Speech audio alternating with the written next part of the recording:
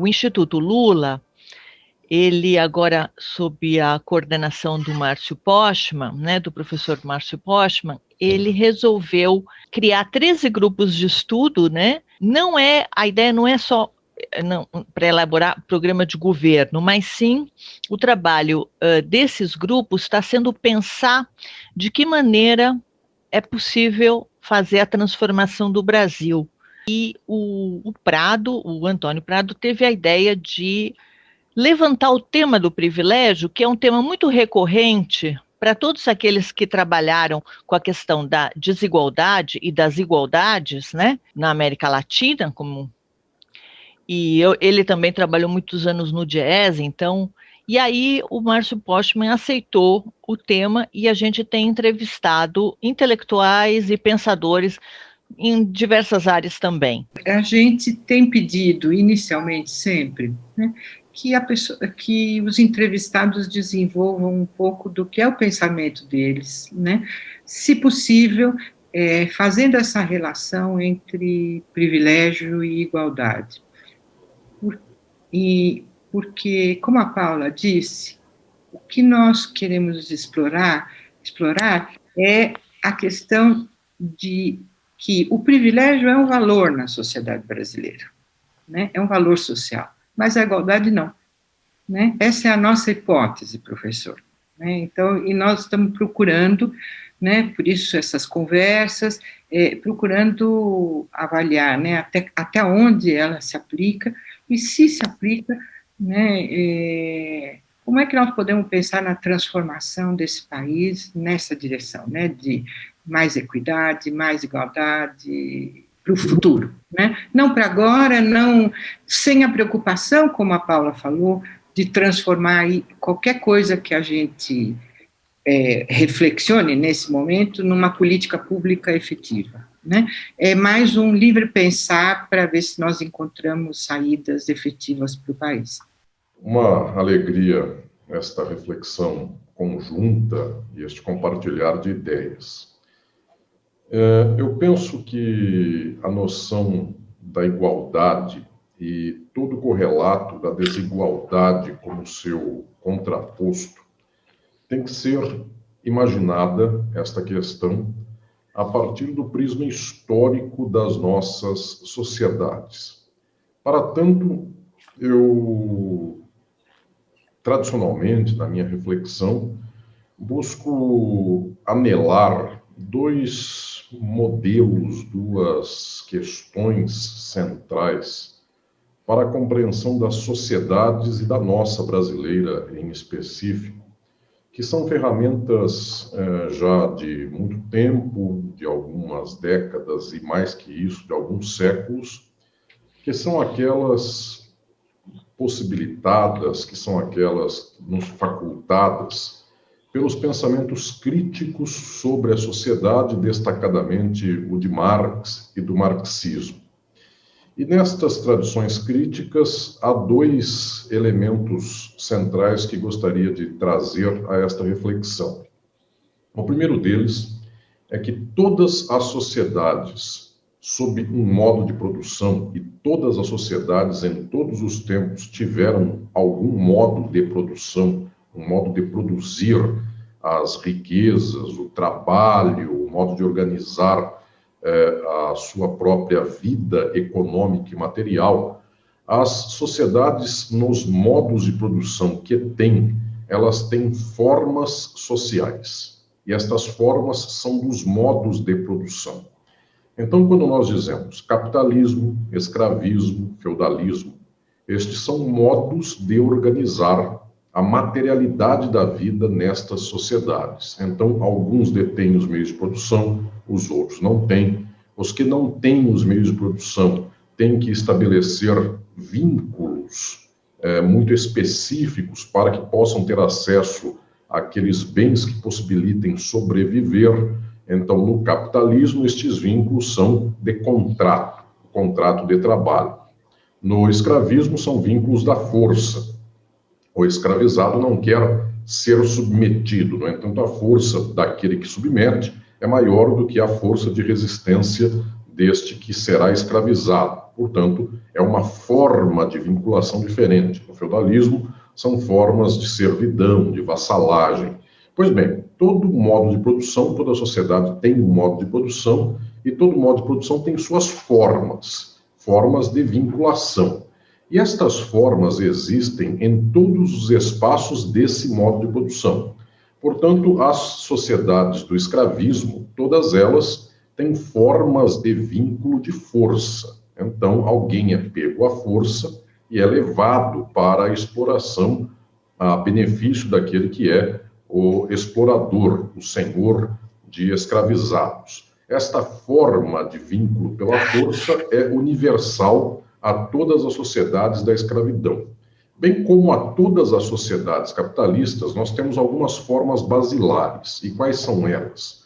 No capitalismo, todas as coisas desta sociedade são tornadas mercadorias. Então, a comida, a terra, os frutos da terra, a produção industrial, tudo é tornado mercadoria. As pessoas só podem acessar as coisas comprando-as. E, junto com isso, o mais importante é que a mercadoria fundamental na sociedade capitalista é a força de trabalho do trabalhador. Portanto, o trabalhador é explorado vendendo sua força de trabalho, de tal sorte que a sua vida material, econômica, ela se torna uma vida mercantilizada.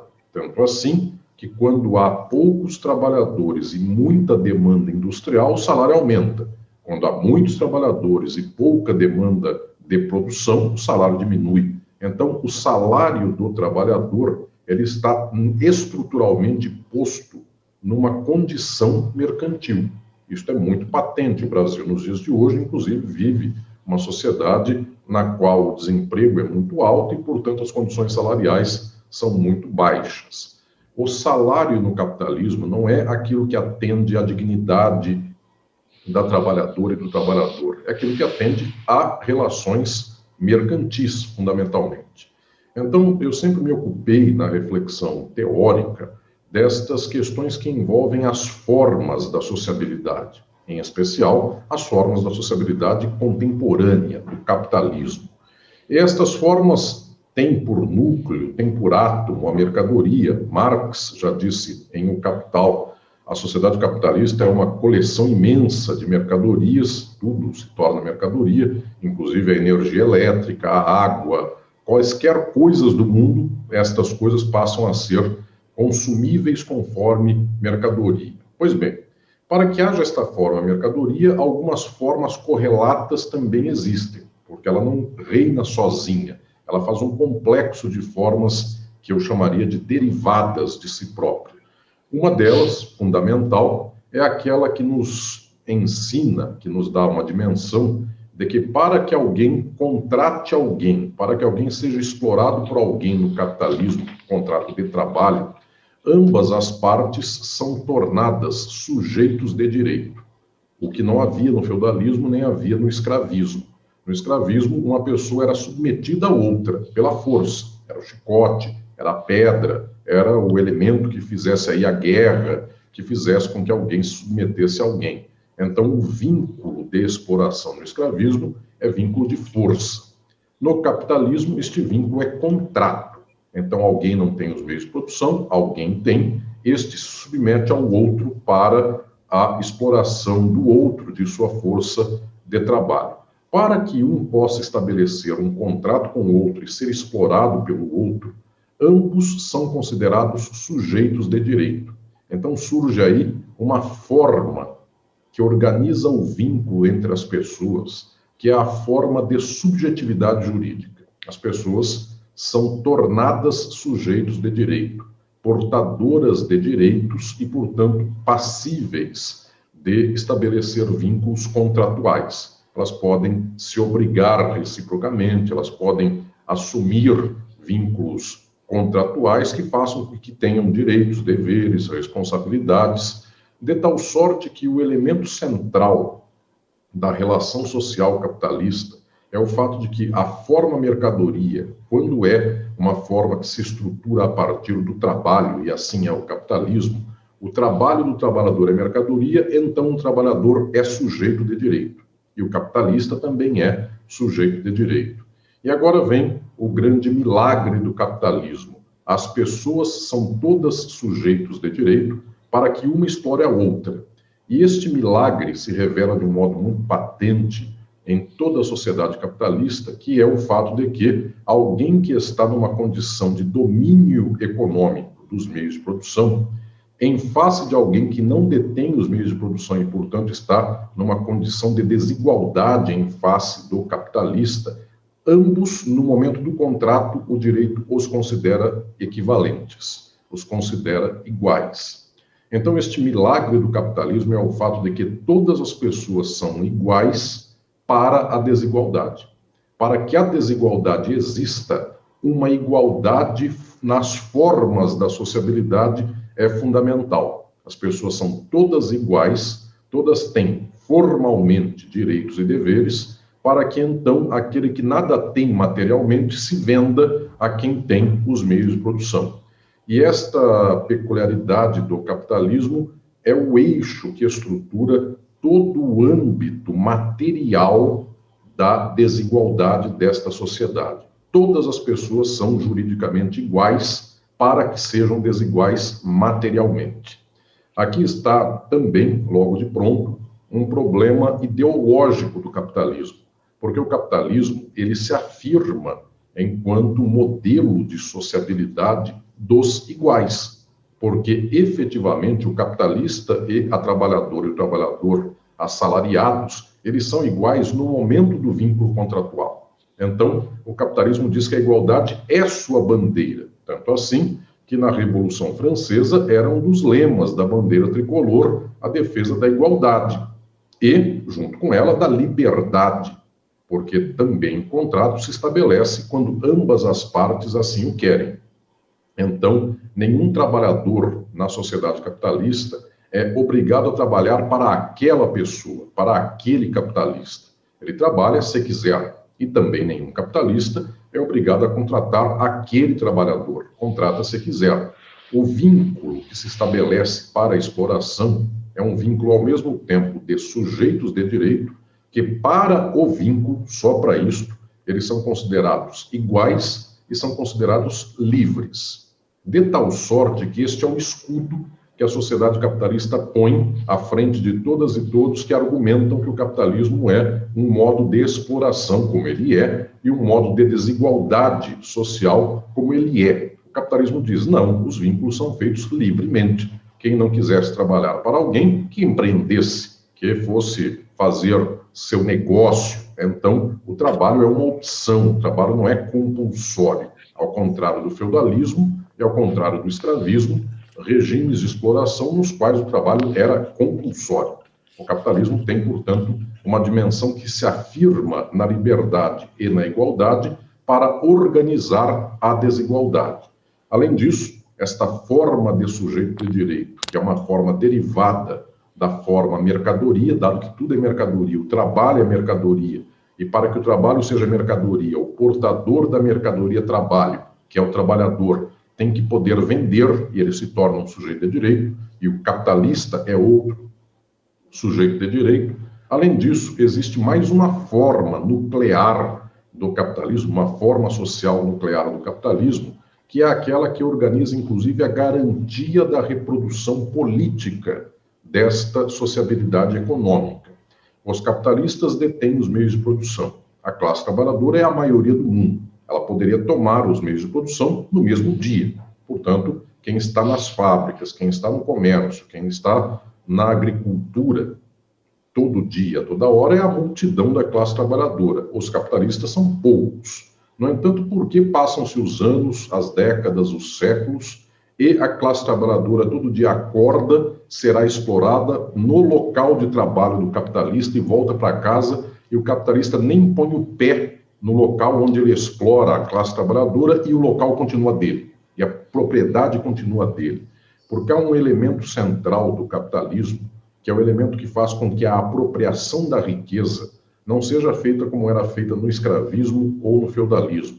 No capitalismo, a apropriação da riqueza é garantida, além da força do capitalista, como também era garantida pela força do senhor feudal, pela força do senhor de escravos. No capitalismo há uma novidade.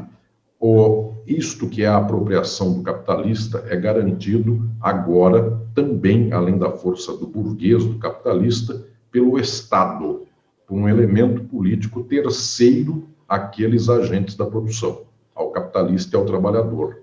Esse terceiro é uma forma política que só existe no capitalismo e ela tem por razão garantir esta reprodução material do próprio capitalismo. Então, o Estado garante a propriedade privada. Antes do capitalismo, nós tínhamos apropriação privada. No feudalismo, era uma apropriação privada pelo senhor feudal. No escravismo, uma apropriação privada pelo senhor de escravos. No capitalismo, a apropriação privada se torna propriedade privada. Isto é um direito de quem a tem, um direito garantido pelo Estado, de tal sorte que todos aqueles que vierem a ameaçar o capital do capitalista, não é o capitalista que defende o seu capital, só ele. O Estado é quem defende. Por isso, o capitalismo é o único modo de produção no mundo que permite um acúmulo infinito de capitais. Porque o escravismo era um modo pelo qual a apropriação privada da riqueza tinha um limite orgânico. O que era esse limite orgânico? Um senhor de escravos tinha tantos escravos quanto ele e a sua milícia direta pessoal pudesse dominar. Então, era uma quantidade orgânica, física, biológica, natural. Ela não podia dar um passo maior que a sua perna. Então, era o limite da vista dos olhos seus, dos seus feitores, ou algo assim. No capitalismo, virtualmente, um capitalista pode ter negócios em todos os países do mundo. Ele pode ter uma acumulação de capitais pela qual ele tenha imóveis, terras, indústrias, lojas, comércios, propriedades em qualquer país do mundo. E ele não está com o seu olho mirando cada uma das propriedades. Ele não está com a sua milícia armada pessoal defendendo cada uma das suas fazendas. Quem faz isso são os estados. Então, a existência do Estado é a existência de uma garantia terceira ao próprio capital do capitalista. E isto faz com que a acumulação de capitais seja levada ao infinito, porque não depende mais da garantia do capitalista, pessoal, física. Agora a garantia é do Estado. Por isso que toda a sociedade capitalista do mundo tem que ter Estado. Esta é uma forma social necessária de toda a sociedade do capital. Não quero dizer que esse Estado tenha que ser necessariamente bom, mau, ele tenha que ser um Estado que tenha que ter à frente um burguês, ele pode ter qualquer figura. No entanto, as suas formas institucionais sempre são de garantia do capital. Sempre funcionam para permitir a reprodução da sociabilidade capitalista, a acumulação e, portanto, para permitir esse processo infinito dentro do capitalismo da valorização do valor. Portanto, essa pergunta central que sempre faço na minha reflexão, tenho para estas questões livros como Estado e Forma Política, para refletir sobre como se dá esta dimensão e também Introdução ao Estudo do Direito, para refletir como é que isso se dá na forma jurídica. Pois bem, esta reflexão é das formas. Modelo relacional do capital. Brasil, Estados Unidos, Japão, Argentina, Portugal, Angola, China, todos os países do mundo têm estas mesmas formas. Há um Estado que garante o capital do capitalista, o capitalista explora o trabalho do trabalhador mediante contrato. E ambos são considerados iguais para os fins da exploração. Esta é a primeira chave desta minha reflexão sobre como se organiza um modelo da reprodução social. A segunda das chaves, agora eu quero poder expô-la, é aquela que se chama a chave das formações sociais. As formas sociais são modelos relacionais de toda a sociedade sob um modo de produção. Sendo estas sociedades capitalistas, elas sempre terão um átomo da mercadoria, a acumulação por lei, o Estado e o direito como instrumentais de forma social que garantam o capital ao capitalista, garantam a exploração mediante contrato. Portanto, são formas de todas as sociedades. Só que as sociedades são variadas. elas advêm de histórias, de experiências, de lutas, de fluxos e contrafluxos, os mais distintos.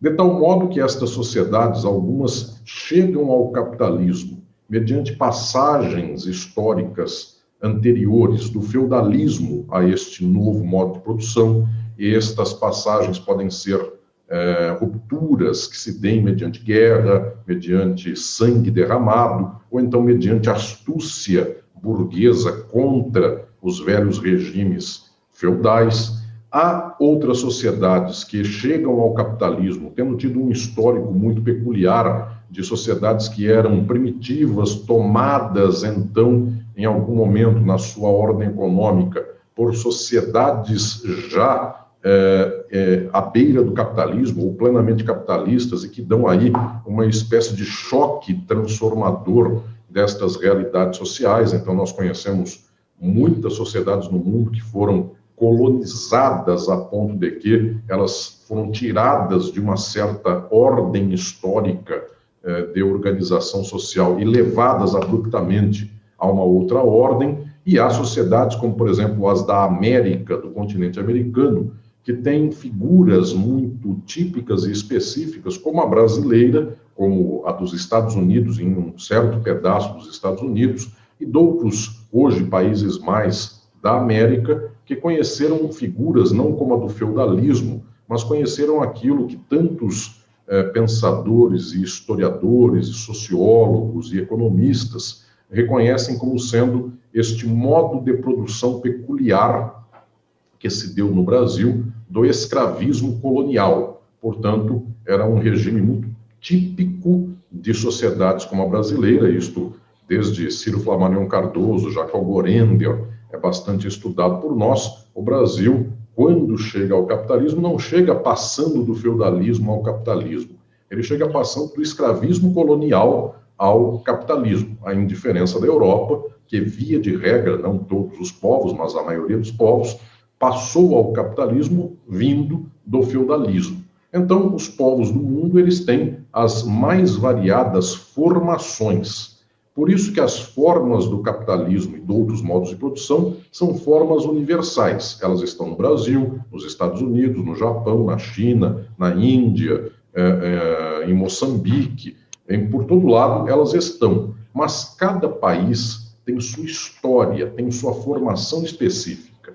E é muito diferente chegar ao capitalismo fazendo a industrialização de modo pioneiro, a partir dos escombros do feudalismo, ou sofrendo, então, a condição colonial pela qual este país serve de repositório de matéria-prima ao país dito central da industrialização, que vai fazer daí uma espécie de rentabilidade de acumulação ainda maior. Portanto, as sociedades são muito variadas. Pensar o contexto geral da sociabilidade é pensar sempre nestas duas chaves e nas duas frentes conjugadas, não uma ou outra, uma e outra. E as duas chaves são a chave das formas sociais. Toda sociedade capitalista é uma sociedade de desigualdade. Toda sociedade capitalista é uma sociedade de classes. Portanto, ela tem uma acumulação nas mãos de pouquíssimas pessoas e uma maioria que não detém os meios de produção e que, portanto, já é posta numa condição de desigualdade estrutural em face daqueles que são os detentores do meio de produção. Então, toda a sociabilidade capitalista é uma sociedade de desigualdade, necessariamente.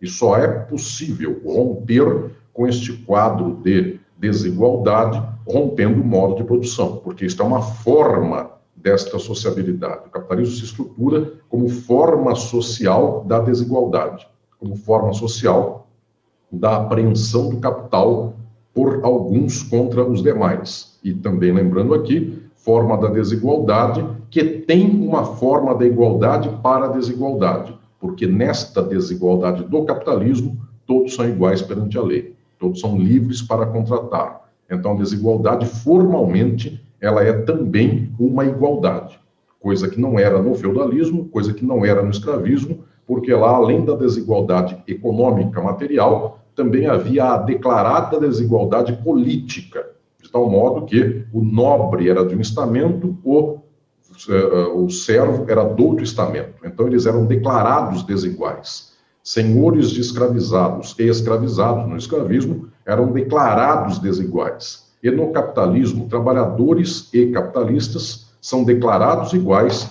têm ferramentas jurídicas para o contrato, para que haja desigualdade. Então, o capitalismo ele é sustentado em formas de desigualdade, com vínculos de igualdade para esta desigualdade. Isso tem em todo o capitalismo.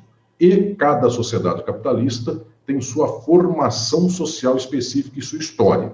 Então, algumas, como Estados Unidos e Brasil, têm uma história fundamentalmente de escravidão, principalmente de negras e negros tomados à força nas vastidões dos povos e culturas do continente africano e levados a estas terras de exploração. Então, os Estados Unidos e o Brasil, além de outros países, claro, eles têm uma experiência muito patente, muito nítida de racismo, porque há uma distinção que se estabeleceu nestas sociedades dos brancos, que eram senhores, e dos negros e negras, que eram os escravizados. Portanto, isto é da formação social desses países. Só que nestas formações sociais, esta condição de escravidão foi o modo de produção destes povos, destas sociedades, por séculos.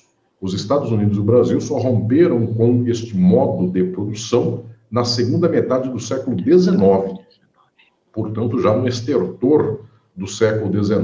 Então, este modelo não era simplesmente um dado cultural de uma espécie de moral indecente desses povos. E, claro, você pode fazer o juízo moral, mas, em especial, esta era a estrutura de formação social destas sociabilidades. Então, o racismo se dá nestas sociedades com uma característica dessas formações sociais, mas com um histórico de um modo de produção que organizou específico. Em outras sociedades, a própria estruturação das formas do capital se dá mediante outras estratégias. Na Inglaterra, por exemplo, há a expulsão das trabalhadoras e trabalhadores camponeses das zonas rurais. Elas são levadas, essas massas, compulsoriamente às urbes, às cidades, e por lá, vivendo uma vida na qual elas não têm as mínimas condições de existência, então, compulsoriamente, elas são levadas a vender sua força de trabalho por um preço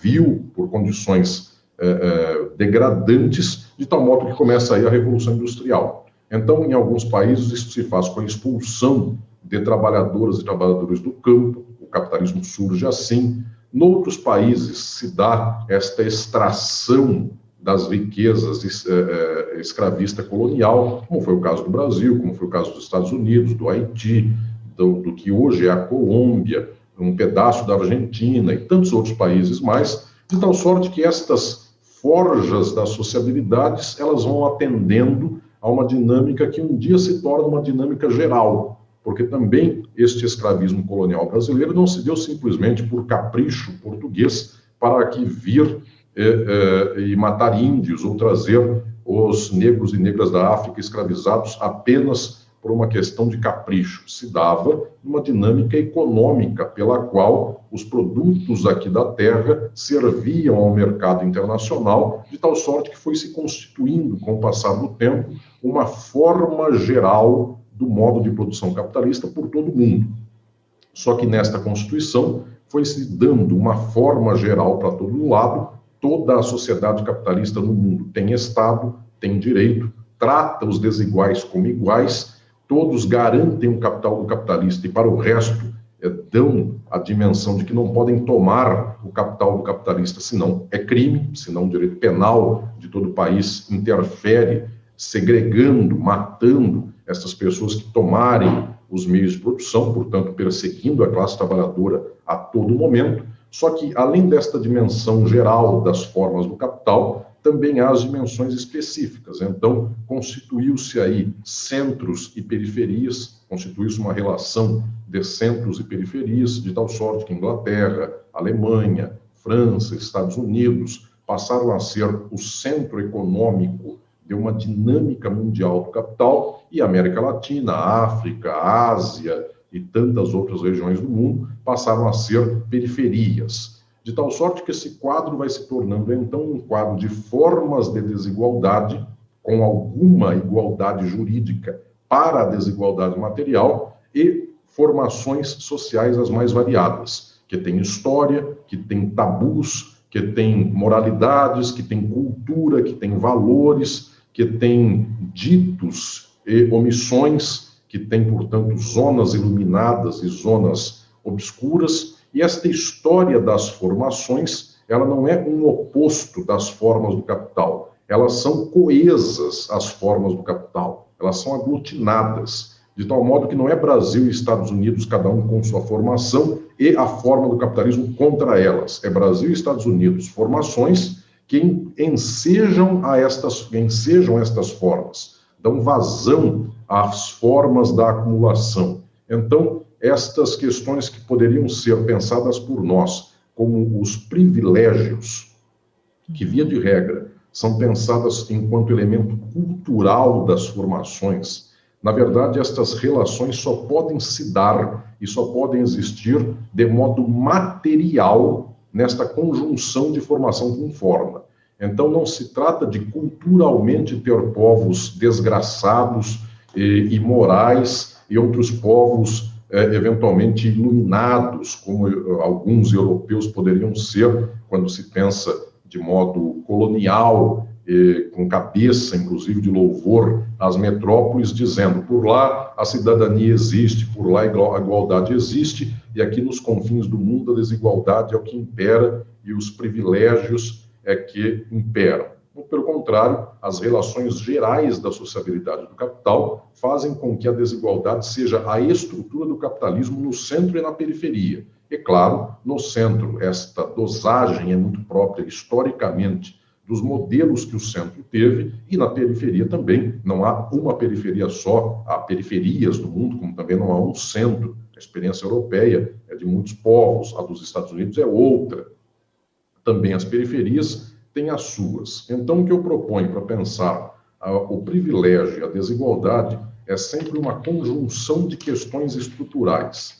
A formação social dos povos, e a do Brasil é uma, com sua história, sua peculiaridade, seu modelo organizacional de limites, de contestações, de lutas, de golpes, de ditaduras, de impedimentos. Então, isso é da nossa formação, onde estaria aquilo que também se poderia chamar de cultura, de ambiente dos valores, de ambiente da ideologia, no sentido daquilo que seria o imediato do modelo de manifestação social, mas também está na forma. E a forma aqui também é ideologia, também é cultura e valor, dado que o capitalismo de ponta a ponta é um modelo de organização, é uma forma de organização da produção, pela qual, efetivamente, quem detém o capital compra a vida de quem não detém, compra salário, compra horas de vida das pessoas, de tal modo que uma família inteira fica na dependência de um capitalista. Quando o capitalista demite um trabalhador, desgraça a vida do trabalhador, mas também da sua família toda, do seu núcleo que orbita em torno de si. Então, o capitalismo tem uma ideologia estrutural, que é a ideologia de que o capital compra, e quem não tem o capital está fragilizado. Então, a desigualdade é uma ideologia que advém da materialidade das formas sociais. A desigualdade é de todo o capitalismo. E, claro, esta desigualdade se gesta nos berços das formações em específico. Em alguns países, ela tem também características raciais. Em outros países, ela tem características de violência bruta aberta. Em outros países, esta violência bruta ela é relativamente velada por razões as mais variadas, mas sempre uma sociedade de desigualdade, como é a capitalista, tem formações sociais de violência. Tanto assim que não há nenhum país do mundo, sob modo de produção capitalista, que não tenha força armada, que não tenha violência organizada, e ainda os raros países que não têm o exército enquanto força armada, tem polícia que garante o capital dos capitalistas. Então, há sempre a violência como sendo um elemento estrutural destas sociedades da desigualdade. Não quero dizer que o capitalismo seja o único modo de produção da desigualdade. Muito pelo contrário, o escravismo também o foi, o feudalismo também o foi, e outros modos de produção do passado também o foram. O modo de produção asiático, o escravismo colonial na América também o foram. A questão é que o capitalismo tem suas formas da desigualdade. E estas formas, fundamentalmente, são as formas econômicas da apreensão do capital, dos meios de produção, pela classe capitalista. E volto a dizer, para a estruturação de tudo isso é preciso o Estado, que faz com que os explorados sejam considerados cidadãos. Então, no capitalismo, em diferença do escravismo e do feudalismo, não há estamento, não há uma sorte de desgraça das escravizadas e dos escravizados. Politicamente, todos são levados à condição de serem igualmente cidadãos para que se mantenha a desigualdade e aquilo que se chama na prática de privilégio, ou seja, para que o capital escolha quem governa e quando o capital escapar das suas mãos aquele que é o governante, o capital dá um golpe, basicamente, então tira do poder aquele que ele não queira. Isto foi o caso do João Goulart no Brasil, isto foi o caso de Lula e Dilma no Brasil de novo, de Vargas em 54, de Vargas em 45, Allende no Chile. Então são todos iguais cidadãos. No entanto, se essa cidadania um dia escapar da materialidade do interesse do capital, o capital acaba com a cidadania em dois momentos. O Estado opera enquanto violência armada para acabar com a festa. Então, a cidadania é a forma da desigualdade. Ela não é a forma da igualdade.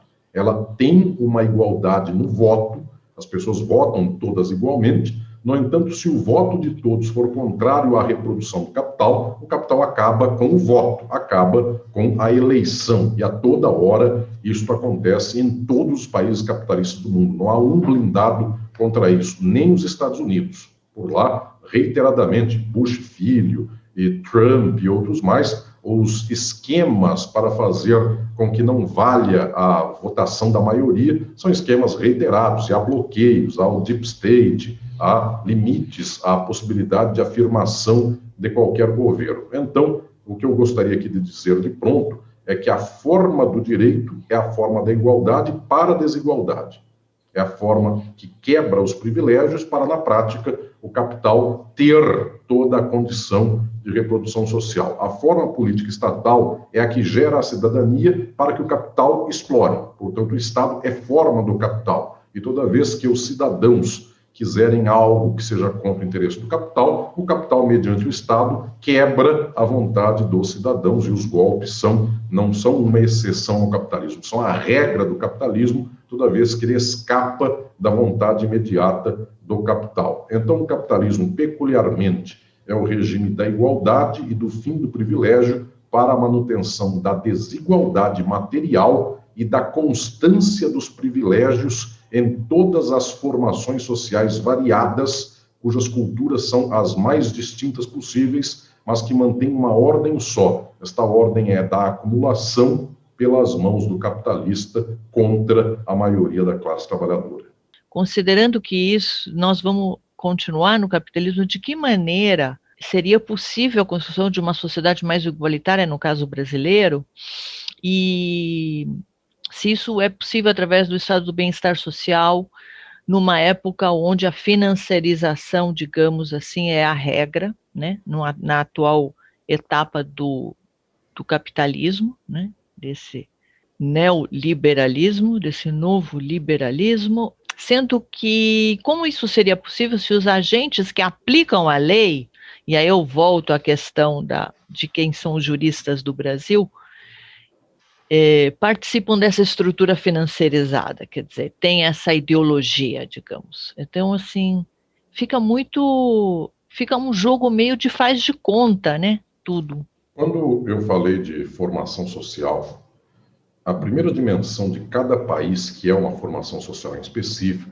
portanto tem uma história pessoal, é a pergunta sobre a formação no nível, inclusive, originário desta palavra, na acepção original da palavra.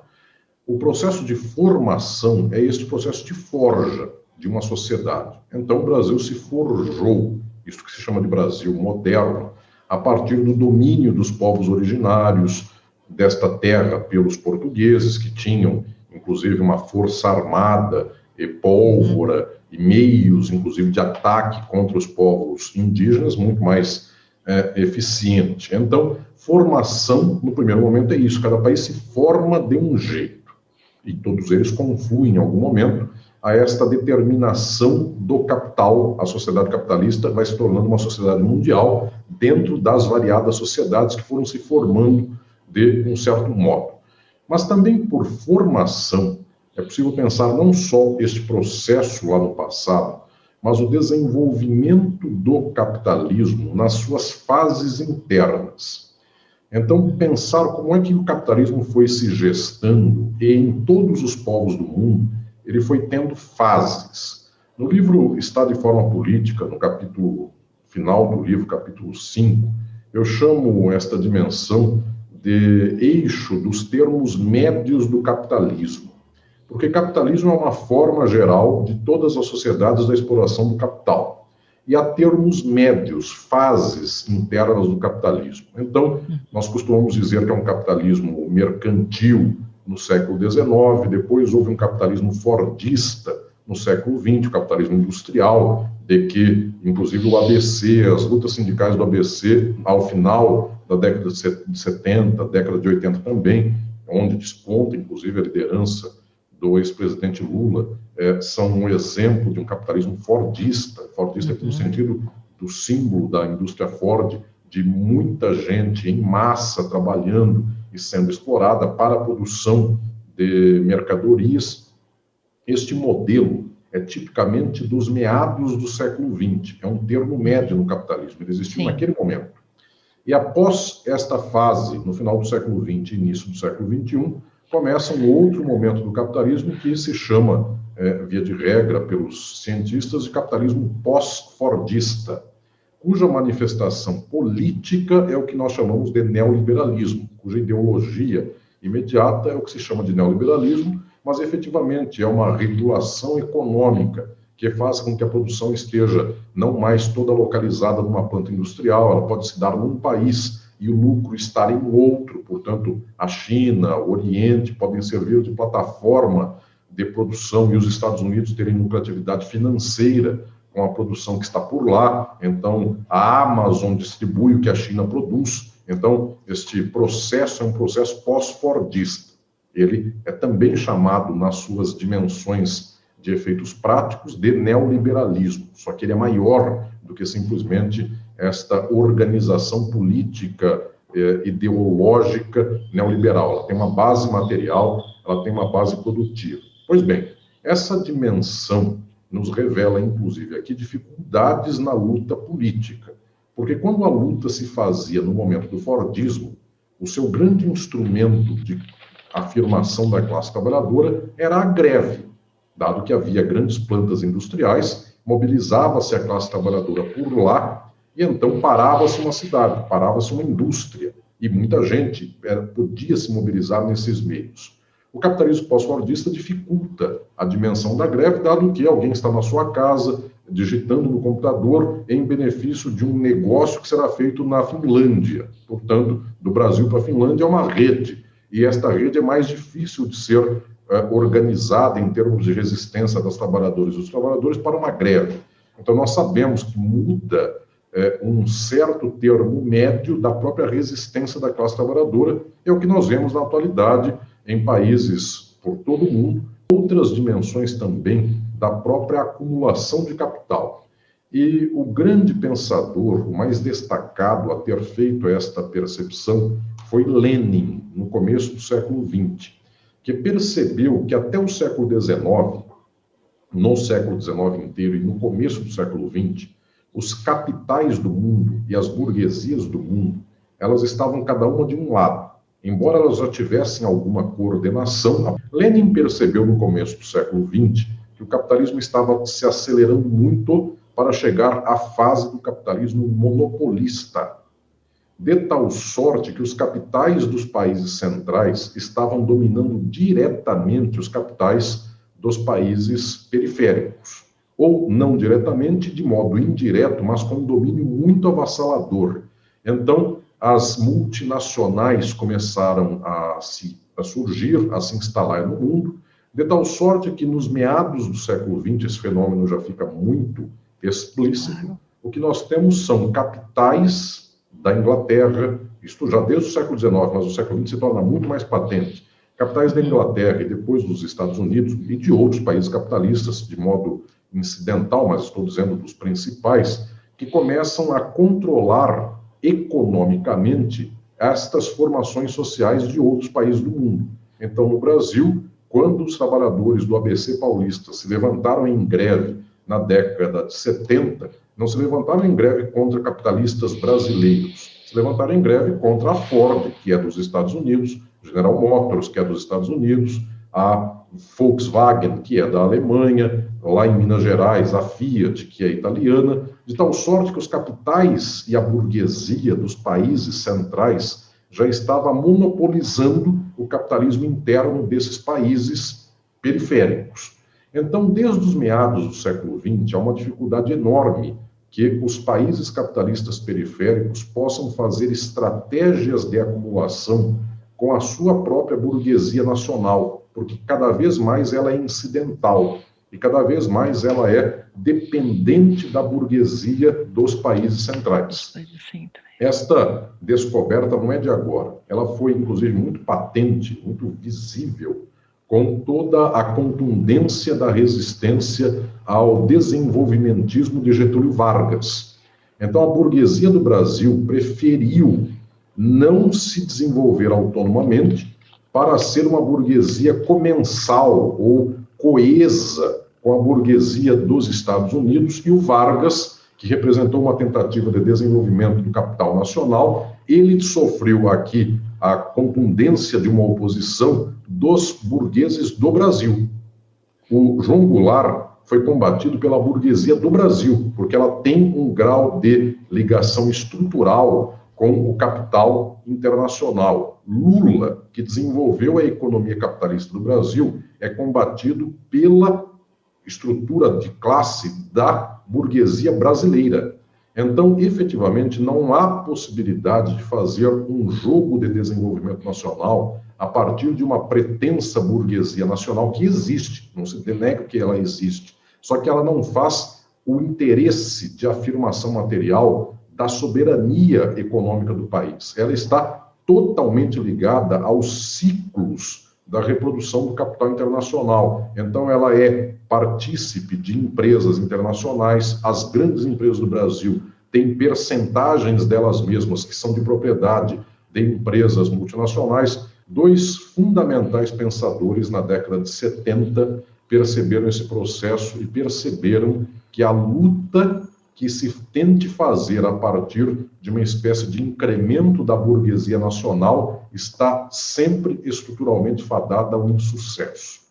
Um deles, que tem um destaque extraordinário, é Rui Mauro Marini, que depois, na década de 80 e 90, tem muita ligação com o MST, com lutas da classe trabalhadora, também, como teve naquele período anterior, mas Rui Mauro Marini percebe que o capitalismo dependente de países como o Brasil não tem possibilidade de fazer um jogo de aliança da classe trabalhadora com a burguesia, porque este jogo é impossível. A classe burguesa desses países, ela está materialmente vinculada ao capital internacional, portanto, ela não tem vínculo com a classe trabalhadora do país. Toda vez que a classe trabalhadora do país busca aumentar sua força política, o capital local brasileiro e dos países da América Latina age contra a classe trabalhadora. Então, o Rui Mauro Marini diz: 64 não é uma espécie de excrescência histórica, será um modelo de qualquer sociedade capitalista do mundo, a partir do capitalismo monopolista nas condições periféricas. E dito e feito,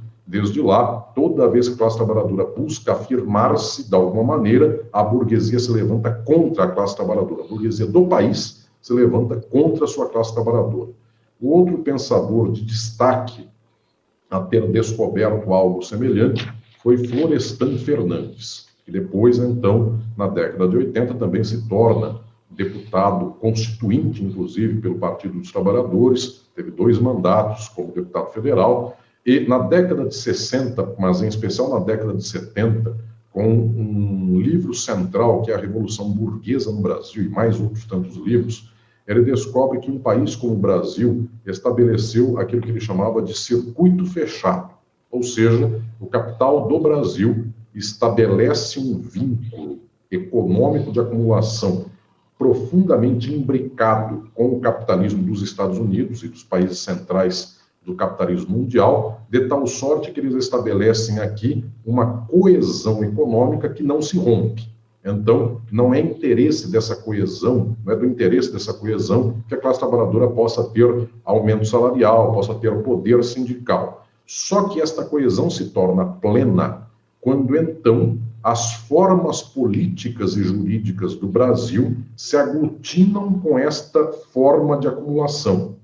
E qual é o momento exemplar desta aglutinação? É o golpe de 64, porque com esse golpe, o que nós temos efetivamente, então, é o circuito fechado da reprodução social do Brasil. O capital acumula contra qualquer interesse da classe trabalhadora e em favor do capitalismo do Brasil e em favor do capitalismo internacional, e só para esse favor, e militares, judiciário e Estado agem sempre conforme esse eixo de gravidade do capital, e toda vez em que houver ameaça da classe trabalhadora, o circuito é fechado. Portanto, haverá um golpe se houver democracia, mas não haverá a possibilidade de romper esta aglutinação do capital brasileiro com o capital estadunidense, do militar, do judiciário, do mundo político, dos meios de comunicação de massa. É um circuito fechado. Eu publiquei faz 2 anos um livro chamado Crise e Golpe, pela editora Boitempo.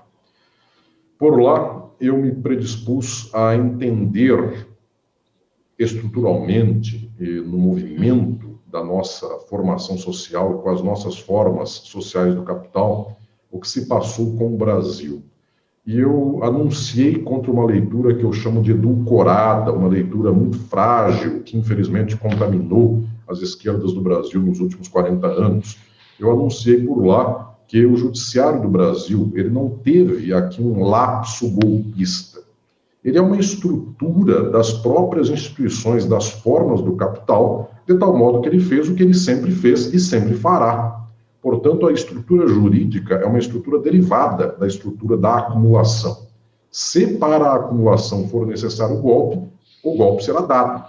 E eu dizia por lá nesse livro, no Crise e Golpe, que desta vez os militares estavam um pouco atrás do judiciário, enquanto em 64 eles trocavam de posição. O militar deu o golpe na testa e o judiciário o apoiou. E agora, em 2016, com impeachment e tudo que veio depois, o jurista, Operação Lava Jato e outros mais, fizeram o golpe e os militares estavam atrás, dando respaldo a tudo isso. Pois bem, minha leitura não é a de que haja instituições que foram deturpadas de uma certa sacralização ideal, de uma certa leitura bonita, moral, de que ela funcione conforme ela se declare e então na prática ela se corrompa. Minha leitura é material, concreta. Historicamente, nas sociedades do mundo, judiciário, força armada militar, a estrutura dos meios de comunicação de massa, a política, a democracia e todas as instituições que organizam o capital só servem para a acumulação. Portanto, quando nós perdemos de vista o empoderamento da classe trabalhadora para romper com este circuito fechado, nós perdemos a possibilidade da luta efetiva, porque se nós quisermos fazer com que caiam migalhas do circuito fechado para, eventualmente, matar a fome da classe trabalhadora, pode até cair uma migalha ou outra, mas logo em seguida, quando não quiserem mais que a migalha caia, vem com tudo um processo de contundência de golpe, prendem injustiçados, fazem com que pessoas que não tenham cometido crime nenhum sejam tiradas do poder por crimes fantasiosos de pedalada fiscal. Quem comete crime mesmo jamais será preso. Portanto, o que nós observamos aqui é um quadro no qual o circuito é fechado. E em minha leitura destas relações, as instituições é que forjam este circuito fechado da acumulação. Não é que elas estão deturpadas, elas funcionam para isto. Por isso o Estado é forma do capital. O Estado não é forma da classe trabalhadora. é forma do capital. Ele pode até ser penetrado pela classe trabalhadora. Um ou outro trabalhador pode até ganhar um cargo de governo. No entanto, a forma material da reprodução é pelo capital. Então, qualquer tensão dentro disto leva a que, na prática, em algum momento, quando o capital não mais quiser, estes elementos que adentraram o Estado sejam ejetados. Esta leitura leva a uma dimensão bastante rigorosa e radical de que não se deve, então, fazer um louvor das instituições que exatamente só funcionam para o circuito fechado da acumulação nacional e internacional do capital. É exatamente a ruptura com o circuito fechado é a única possibilidade de transformação social. E isso envolve um empoderamento violento da classe trabalhadora, um profundo modelo de empoderamento social, de consciência ideológica da classe trabalhadora, de luta na batalha das ideias da classe trabalhadora, que só tenha por horizonte romper com a estrutura da sociabilidade capitalista. Portanto, a tese de Florestan Fernandes e a tese de Rui Mauro Marini, que também é minha tese, é a de que só se consegue romper com este circuito da formação social do Brasil e de outros países do mundo, lutando pelo socialismo.